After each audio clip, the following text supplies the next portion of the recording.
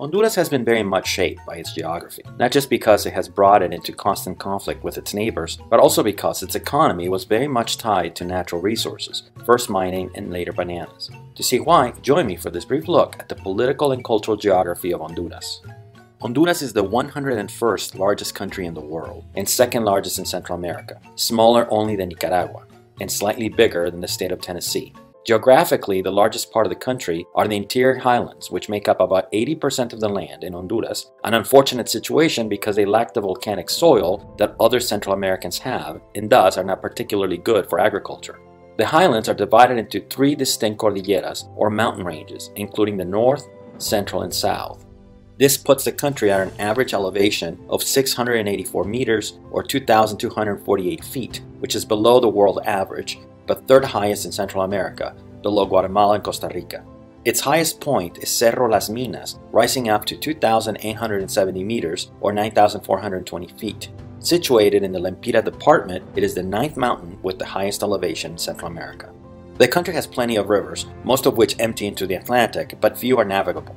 The longest is the Coco River, which marks the border between Honduras and Nicaragua, and which also happens to be the longest one contained entirely within the Central American Isthmus. The longest entirely in Honduras is the Patuca, which forms near Tegucigalpa and flows eastward for nearly 500 kilometers into the Atlantic. The other major ones are the Ulua River, which originates in the interior western highlands, and the Aguan, which creates a valley that today is one of Honduras's major agricultural areas. The country's broken terrain and relative high elevation makes for varied ecoregions. There are 8 of these within the Copan Geiger scale, a pretty high number for Central America, which allows Honduras, despite its small size, to have towns with widely different temperatures. Its coldest, La Esperanza for example, averages a high of 25 degrees Celsius or 77 degrees Fahrenheit, while its hottest, Choluteca, has an equivalent number of 35 degrees Celsius or 95 degrees Fahrenheit. Honduras is the 94th most populated country in the world, the 14th in Latin America, and the 2nd in Central America, where only Guatemala has more. Out of its 10.5 million people, around 1.5 million live in Tegucigalpa, its capital, or a little under 15% of its total population. In turn, out of these, the vast majority, or around 90%, self-identify as mestizo, that is, mixed indigenous and Spanish, 7% as indigenous, and 2% as black. Politically, the country is divided into 18 departments. The largest of these is Olancho, while the smallest are the Islas de la Bahía. But the most populated is Cortés, where San Pedro Sula, the second largest city in the country, is. These are further subdivided into 298 municipalities, which have their own elected mayors, unlike the departments who have their governors appointed by the president. There are several ways one could divide Honduras, whether administratively, ecologically, or culturally. For our purposes, the country can be divided into 4 broad regions that closely align with the natural terrain. These are the Caribbean, the Pacific, the interior highlands, and Greater Tegucigalpa, which is separated here because of the many points of interest in and around the capital city. We begin with the Pacific. Not counting Tegucigalpa, this is both the smallest and least populated of the regions. When the Spanish showed up, the region was inhabited by the Chorotegas, an indigenous people that archaeologists believe had fled the city of Cholula in what is now Mexico. The Europeans immediately recognized its strategic importance and began its settlement in the 1540s. This key location would also make it a constant source of disputes, first between the Spanish and British during colonial times, and later between the independent countries of Honduras, Nicaragua, and El Salvador. Francis Drake, a privateer for the British for example, is said to have used La Isla del Tigre as a base for raids on Spanish ships, while many a battle was fought here during the multiple wars Honduras had with its neighbors, including during its most famous one, the so-called Soccer War in 1969. Historically, the region was also noted for being the birthplace of 2 key men of the early post-independence years, José Cecilio del Valle, the first person to be elected president of the Republic of Central America, and Dionisio de Herrera, first president of an independent Honduras. You can still visit both of the houses they were born in, although while Valles' is now a museum, de Herrera's is a school. Today, the region is more known for being an agricultural and manufacturing center, and its tourist attractions, including Choluteca's downtown, which is one of the best preserved in the country. The UNESCO Biosphere at San Marcos de Colón, a town where coffee was first cultivated in Honduras, and whose ecological diversity make it a refuge for several endangered species, including the white-faced monkey and red-tailed hawk. Amapa, once the main Honduran port on the Pacific, and today a picturesque town, with great views of the Gulf of Fonseca, as well as its beaches, like Playa Punta Raton and Cedeño. The region is also noted for its quesillo estilo sureño, a soft string, easy-to-melt cheese produced in the area, and the punches rellenos, a crab dish typical of the region. Next are the interior highlands. This part of Honduras has been inhabited for a very long time. It has the earliest record of human habitation at the Cueva del Gigante, which go back to some 11,000 years ago, which you can visit today. In more recent times, the western part of this region became the heart of Lenca territory, the main indigenous people who resisted Spanish colonization in Honduras, and it was here that Lempira, their leader, was assassinated by the conquistadors in 1537. Largely because they also found gold in the area, the Spanish population concentrated in this region during colonial times, and that imprint is very much seen today in many of its towns. Some of the most important are Comayagua and Gracias. The former was Honduras' political center until 1880, and is noted for its cathedral, which was built in 1685, but especially the timepiece it holds, as it is the oldest clock in the Americas. Built originally some 800 years ago and intended to be displayed at the Alhambra, the clock was instead donated to the town by King Philip III in 1620. On the other hand, if you're more interested in the Lenca culture, Comayagua does have pretty decent exhibits of the pre-Hispanic inhabitants at their local anthropology museum. Gracias, meanwhile, was also a political center once upon a time, the capital not just of colonial Honduras, but all of Central America until 1549, when it was shifted to Guatemala. Beyond these two, the region has a number of other picturesque sites, including Yuscarán, a town founded in 1730 as a direct result of the gold boom in the country.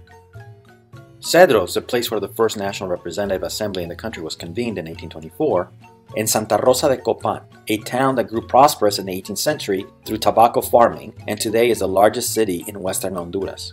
Santa Rosa should not be confused with Copan Ruinas, a place about 2 hours away and the most famous tourist spot in Honduras because of its Maya archaeological site, the most important in the country. The Maya city flourished between the 5th and 9th centuries AD, after which it saw a steady decline. Today there's a quaint village that grew around it, which is also worth visiting.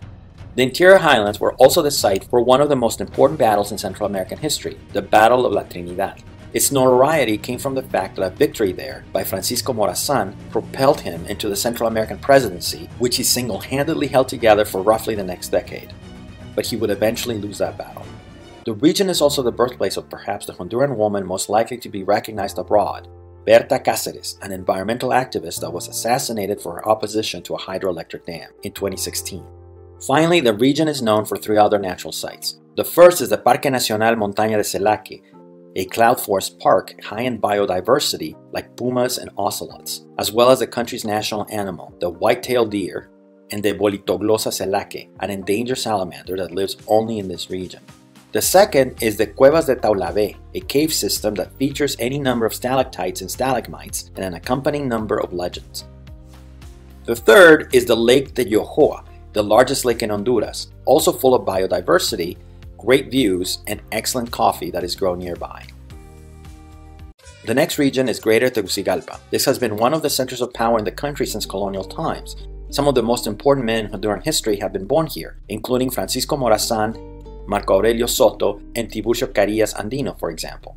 Same goes for the Honduran men most likely to be recognized abroad, Daniel and Luis Moncada, best known for their acting in Breaking Bad and Better Call Saul.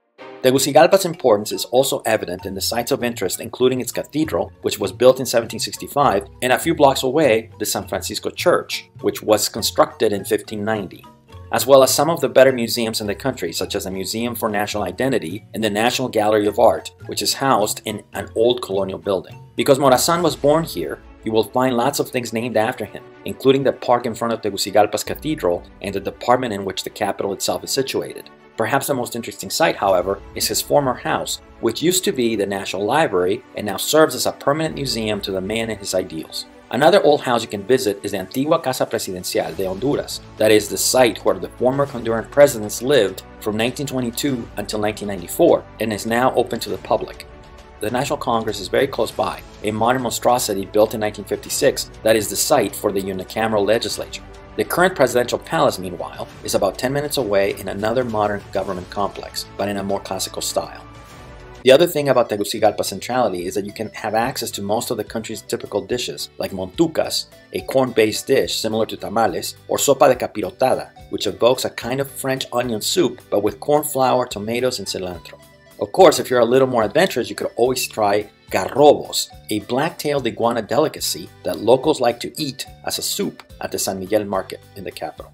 There are also some charming colonial towns within a 50-kilometer or 30-mile radius. The first is Santa Lucia, a quaint place around the lagoon that has great views of Tegucigalpa. The other three are old mining towns like Valle de Angeles, which is now full of color, art shops, and restaurants. San Juancito, a town that was so important to American mining interests that the U.S. set up a consulate there until the mining dried up. And finally, Ojojona, a place that boasts a charming historical downtown and the house of Pablo Celaya, probably the most famous painter from Honduras. Finally, Greater Tegucigalpa is known for the Parque Nacional La Tigra, a cloud forest preserve that became the first national park of the country and boasts some 200 types of birds, 40 kinds of mammals, and 770 types of plants. The final region is the Caribbean.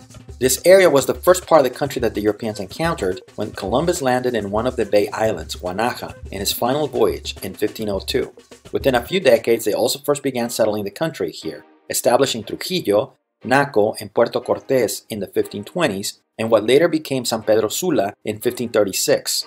However, the difficulties in connecting to the highlands, and most importantly attacks from pirates, like Henry Morgan, made this a backwater for most of the colonial period and beyond. But it did leave some colonial charm in Trujillo, and two major fortresses you can still visit today. The first is the Fortaleza de San Fernando, built in the 18th century in the town of Omoa, close to the modern Guatemalan border, and the second is the Santa Barbara Fortress, built much earlier in what is now the heart of the town of Trujillo.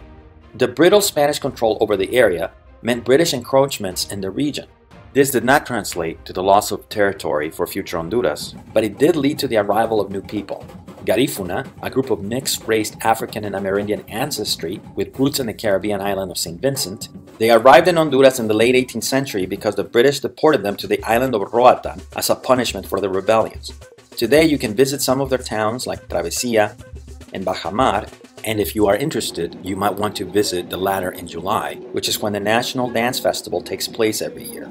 Post-independence, the Honduran government still had weak control over the area, which is what prompted William Walker, an American filibuster, to try to create a slave republic in Honduras, like the one he had briefly had in Nicaragua. But he was captured by the British Royal Navy and turned over to the Hondurans, who promptly executed him on September 12, 1860. Today you can visit his tomb at the old cemetery in Trujillo.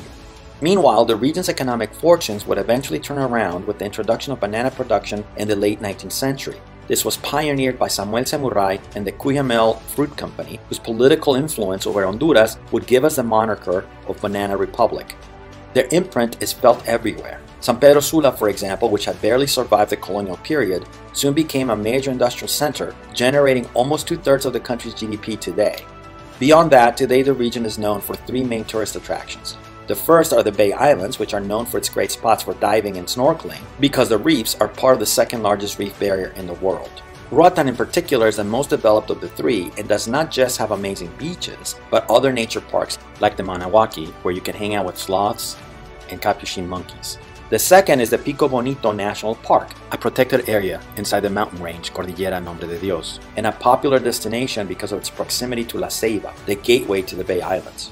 La Ceiba, by the way, although bereft of much in the way of beaches or sites of interest, is famous for its nightlife and might have the best party scene in Honduras. Finally, there's the Rio Plátano Biosphere Reserve, the largest piece of tropical rainforest in Central America, and definitely an area off the beaten path.